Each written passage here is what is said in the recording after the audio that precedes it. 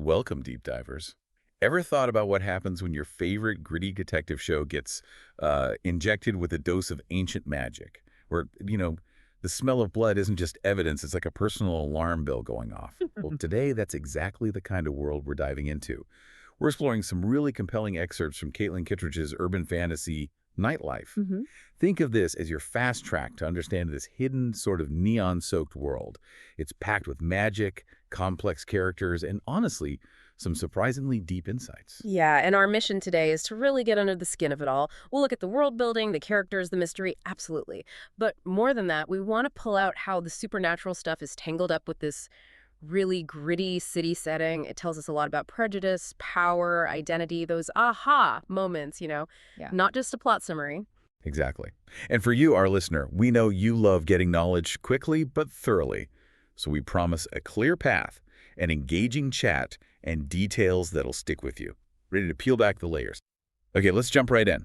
Nocturne City. It feels like more than just a place, doesn't it? Almost like a character itself. Oh, absolutely. That's such a crucial point. Nocturne City is this unique place where we're werewolves, right? And witches live alongside plain humans. But not exactly harmoniously, I take it. Not at all. There's this deep-seated prejudice, real civil rights struggles for the supernatural folks, and the city's history reflects that. You have the Hex riots in the 1960s. Right. I read about those. They really changed things. Totally reshaped the city, created these distinct territories like Ghost Town and the waterfront. Dangerous places. Can be, yeah. Yeah. Packs guard their turf fiercely. It really shows how, even with powers, discrimination is still a massive issue. So the city itself fuels the conflict. And navigating this is Detective Luna Wilder. Talk about internal conflict. Oh, yeah. Luna's a detective, NCPD. And here's the big thing, she's also a werewolf. And not just any werewolf. She's an insuli. It's Latin. It means something like lonely one or packless. Packless. How does that happen? It means she got the bite as an adult. She wasn't born into it, wasn't part of a pack ritual. So she lacks that guidance, that social standing in the work community. It makes her incredibly vulnerable. And in their culture, it's seen as a huge insult, almost unforgivable. It's a really powerful way to show feeling like an outsider, even within your own group. Wow. So she has these amazing abilities, heightened senses, instincts, but her inner life sounds like a total battlefield. It really is. That struggle defines her. She lives with this constant, twitchy fear of being discovered, and she struggles with the phase uncontrolled transformations. It sounds exhausting. You even manage. Well, she uses these wolfsbane-infused tattoos and a pentacle necklace for control, but they're more than just magic tools, right? They symbolize this desperate attempt to seem normal, the cost of hiding who you are. That constant fight just to fit in. Yeah. Seems like she needs a good therapist, maybe. Yes. Probably hard to find one who handles werewolf issues. Slight chuckle. Probably, yeah. And things really kick off for her with this first case we see. Lily Adesco found dead in an alley, and Luna's senses are key right from the start. Brutally key. She smells the blood. Exactly. Oh. That's what alerts her. She finds the body. The ME, Dr. Bart Cronin, he's the science guy in all this, he initially thinks, okay, sex crime. Notes the mutilation, the ritual severing of the left digit. But Luna knows better. Her instincts are screaming. Right. She senses it's something far more violent, and then they find these awful defensive wounds on Lilia's hands.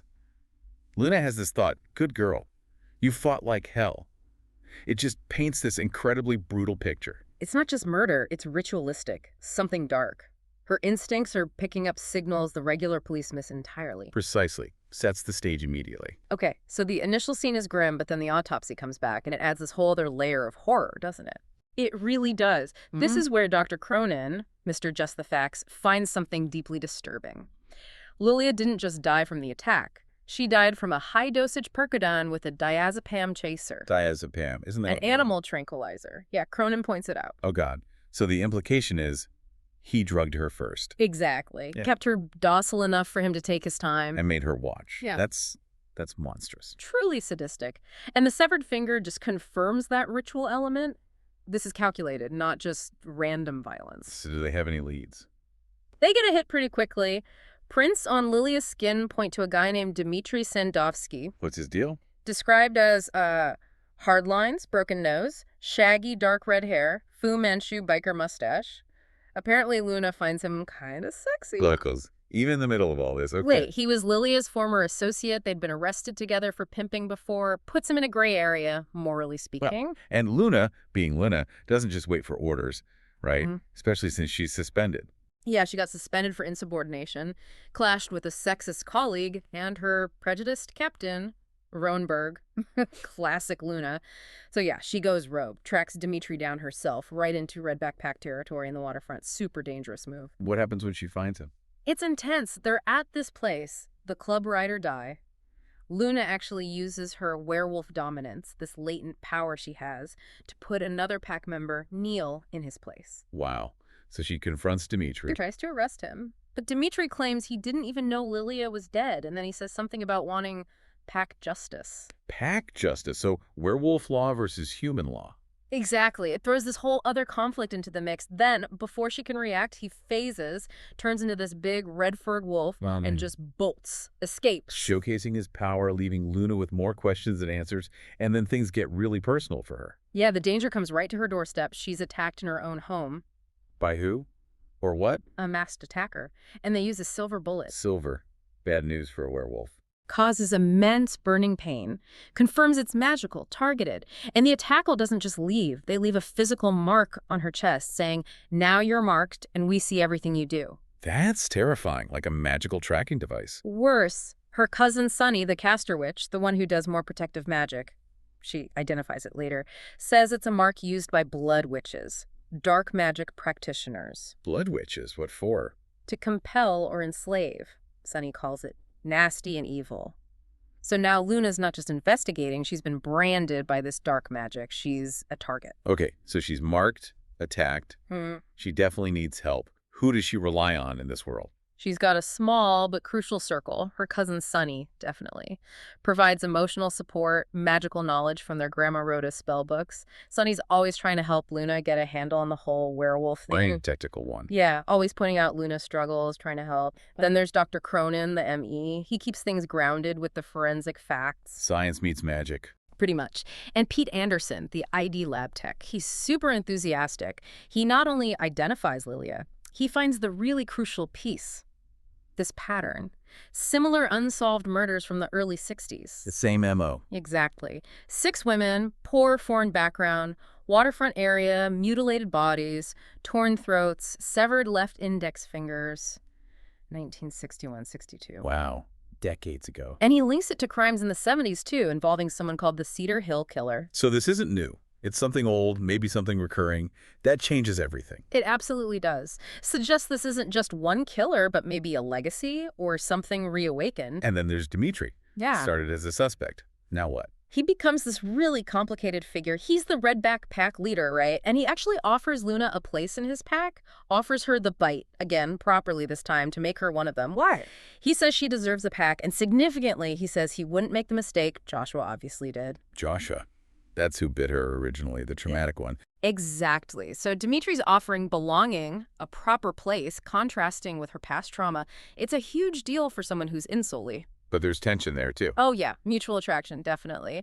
But also friction over her packless status. It really highlights Luna's core conflict.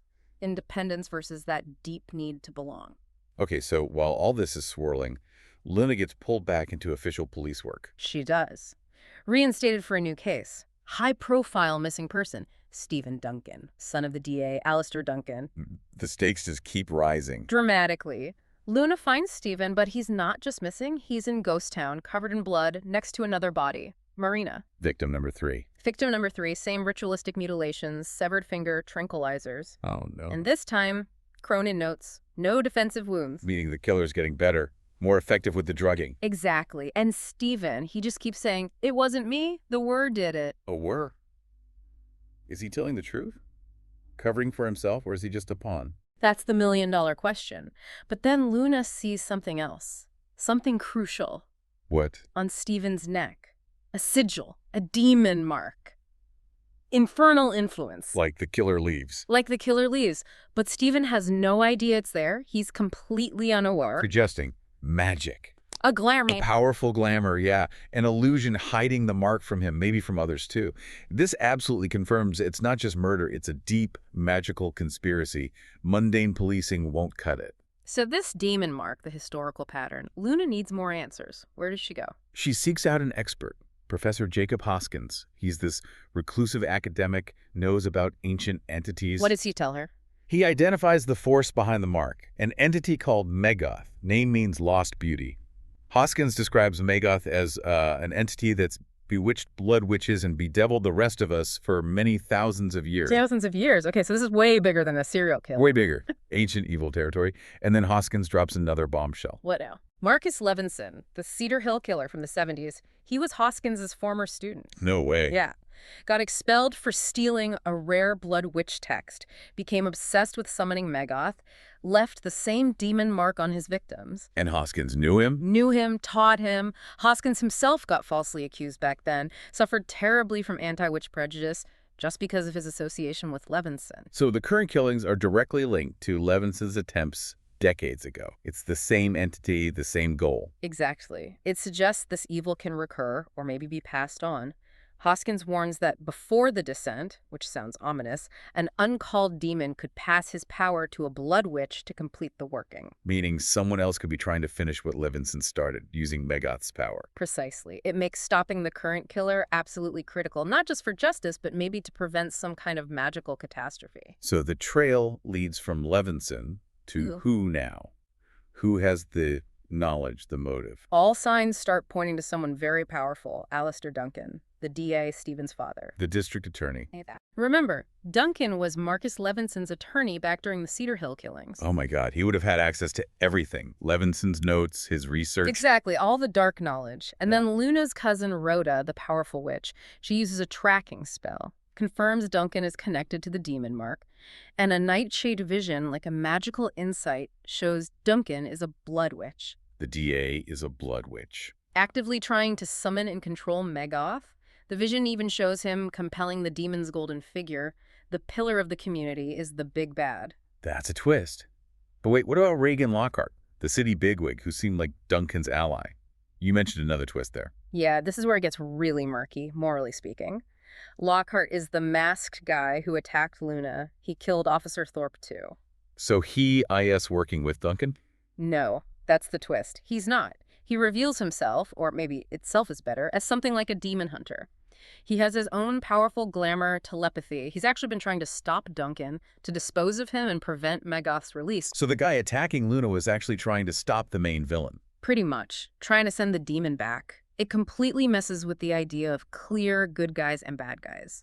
There's this whole other conflict happening with violent methods on multiple sides. Wow. Okay, so everything is converging. The DA is the blood witch. The demon hunter is playing his own game.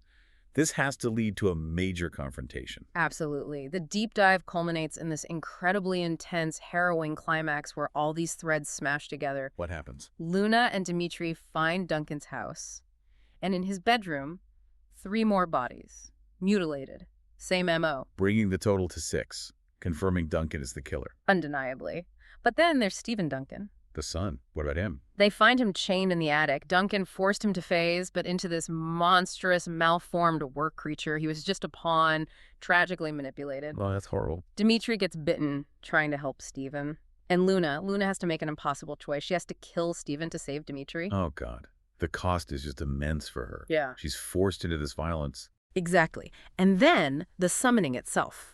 In Duncan's office, they find Olya Sandovsky, Dimitri's sister, tied up in the center of a calling circle. She's the 7th offering. Her blood completes the ritual. And Megoth appears. Megoth, whose true name is revealed as Asmodeus, is summoned, this golden figure radiating a terrifying void of quiet, and he is furious at being bound by Duncan. So the demon is summoned, but it's not happy about it, and Luna's right there. Right there. And this is where Luna has her most profound moment. Asmodeus shatters the skylights, moonlight floods in. And Luna. Her demon mark burns, and she phases.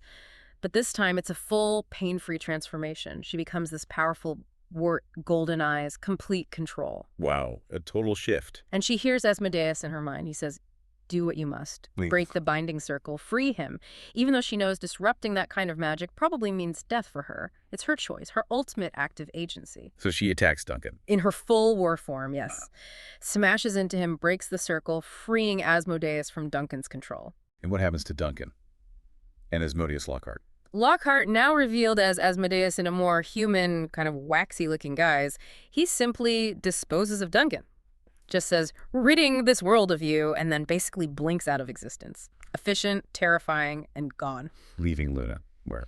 She wakes up in a hospital. She's on unpaid leave from the force, but significantly not fired. Captain Ronberg, he's vanished, gone off the grid. A small win. And Dimitri.